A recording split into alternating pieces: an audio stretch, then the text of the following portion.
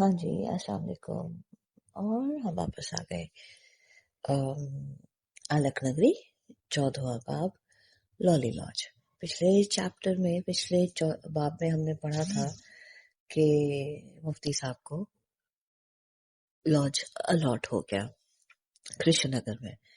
आज देखते हैं उससे आगे की कहानी क्या है। Lolly lodge. कई एक रोज हम नए घर का जायजा लेने में खोए रहे। लॉली लॉज किसी रेलवे के बाबू का घर था जो बिल्कुल नया बना हुआ था और अभी तक मुकम्मल नहीं हुआ था। घर के नीचे एक तहखाना था जो इमारती सामान से भरा हुआ था।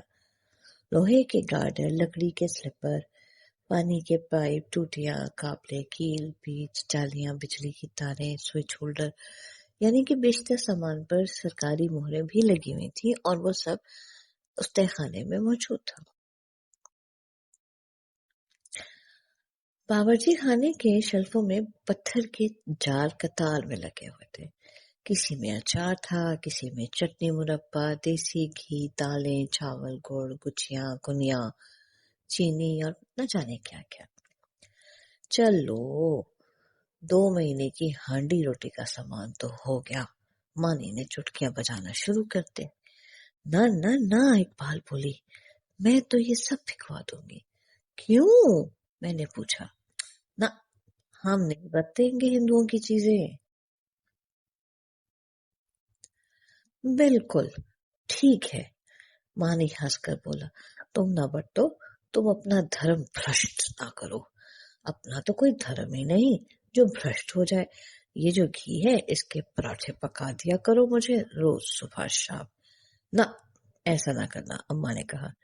कहते हैं हिंदू जाते वक्त खाने पीने की चीजों में जहर मिला गए थे। मोहल्ले में बहुत लोग बीमार पड़े हैं। बहरहाल बुरा हाल है कहते हैं, और 2-1 मर भी गए हैं। हम तो न छेड़े किसी को। हाय सच!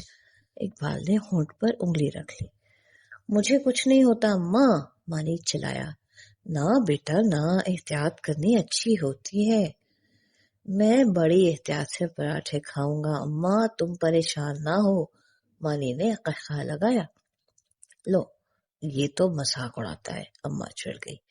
ऐ हटो इस बात को, इकबाल ने कहा, और वो फिर से बावर्ची खाने का जायजा लेने लगे। बर्तनों की अलमारियों में ऊपर थालियां ही थालियां पड़ी थी, छोटी, बड़ी, दरमियानी, सीधी, डोंगी, हर किस्म की, और निचले दराज में कटोरियां भरी हुई थी। या अल्लाह अल्लाह, इतनी सारी कटोरियां और थालियां! अम्मा हैरानी से अलमारी में झांकने लगी। अम्मा, मानी बोला, हिंदू कोई हमारी तरह कटोरा भरकर आलू गोश्त थोड़ा खाते हैं। वो तो भुजिया खाते हैं, एक नहीं 4-4 भुजिया। हर किसी के सामने पड़ी थाली में 6-6 कटोरियां जाती हैं।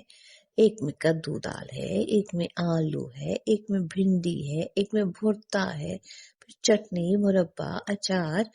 घर में 6 खाने वाले हो तो 36 कटोरियां तो रोजाना इस्तेमाल होती हैं। फिर आने जाने वालों की भी तो होती हैं। हे, इतनी सारी! अम्मा आंखें फाड़ फाड़ देखे जा रही थी। ड्राइंग रूम में कुर्सियां, सोफे और मेजें पड़ी थी, लेकिन फर्नीचर की नौयत बैठक की नहीं थी। ड्राइंग रूम बैठक जैसी थी, ड्राइंग रूम की सी न थी। जाहिर था कि लालाजी ड्राइंग रूम ही नहीं बल्कि बैठकीय थे। बैठक के हवाले से वो सामान बहुत उम्दा था। ना तो नाजुक था, ना खूबसूरत, ना भारी, ना बल्कि भद्दा और मजबूत था। इसमें अंग्रेज के दौर के सेकंड क्लास वेटिंग रूम की वाज़ेह झलक थी। सामान देखकर मुझे अंदर ही अंदर दुख हुआ।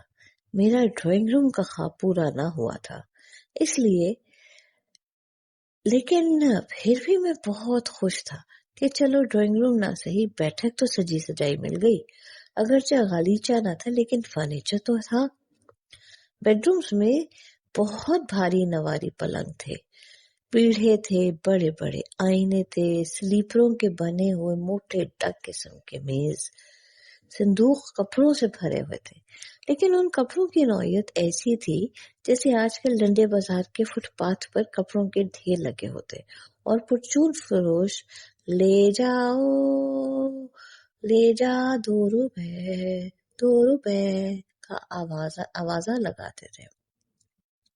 बहरहाल हम महसूस कर रहे थे जैसे दफातर गुर्बत से इमारत में दाखिल हुए हों।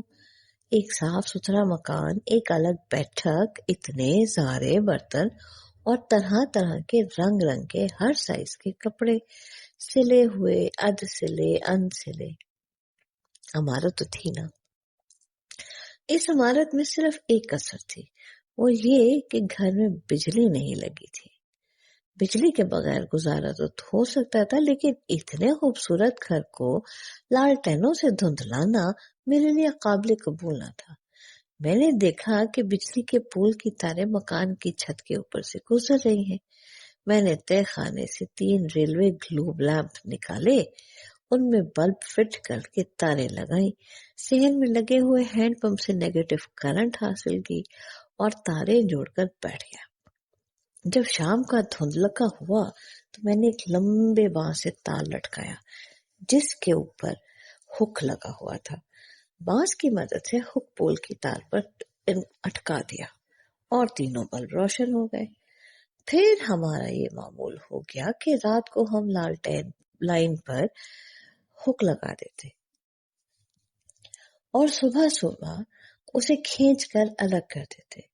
मुश्किल ये थी कि अपने असली खौफ की वजह से मैं तीनों को कैमोफ्लेज रखने पर मुज़िर था, इसलिए घर में मध्यम रोशनी रहती।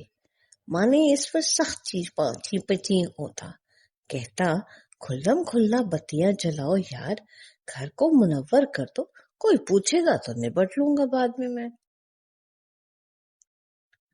फिर घर में वो सर्वमहर नीम छती थी।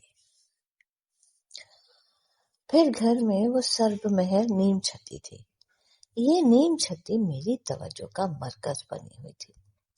मैजिस्ट्रेट अलॉटमेंट करते वक्त हर घर में कुछ चीजें किसी छोटे कमरे में रखकर उसे मुकफ्फल करके सर्वमोहर लगा गया था और अलॉटमेंट ऑर्डर देते वक्त अलॉटी से एक हल्फनामा लेता कि वो इस बात का जिम्मा लेता है कि सर्वमोहर कमरे में मुदाखलत नहीं करेगा।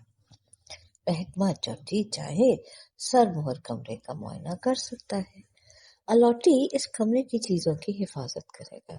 अगर मोहरें टूटी हुई पाई गई तो उसकी जिम्मेदारी अलॉटी पर होगी और वो सजा का मस्तजोब होगा। लॉली लॉज में